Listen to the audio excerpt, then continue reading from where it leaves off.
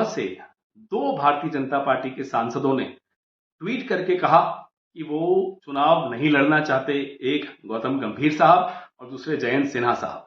अब उनके कारण हमें नहीं समझ में आए, लेकिन यह बात तो समझ में आती है, कई समझदार लोग भारतीय जनता पार्टी से किनारा करना चाहते हैं। कारण क्या है वो उनसे पूछिए। उसके बाद एक लिस्ट आई, 195 लोगों की लिस्ट आई, कई सिटिंग एमपीज की टिकट काटी गई। तो अब नरेंद्र मोदी जी को इसका जवाब देना चाहिए कि पिछले 5 साल आपने उनको सांसद बनाया, तो क्या वो इतने नाकारा थे कि आप उनको नहीं दोहराना चाहते? तो उसके लिए आप माफी मांगिए जनता से कि साहब माफ कीजिए, मैंने आप गलत लोगों को आप पर थोपा दिया।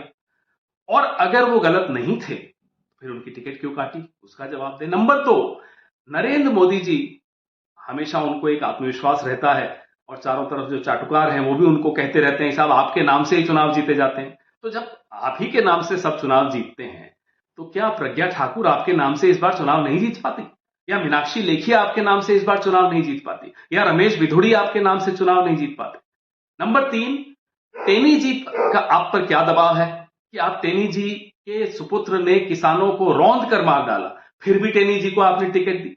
क्या ये उसका पुरस्कार है? क्या आपको किसानों से इतनी नफरत है कि आप टेनी जी को जरूर टिकट देंगे? तो ऐसे कई सवाल ये पहली लिस्ट खड़े करती है, और सबसे बड़ा सवाल इस लिस्ट से उसका जवाब मिलता है, ये 400 पार वाली लिस्ट है।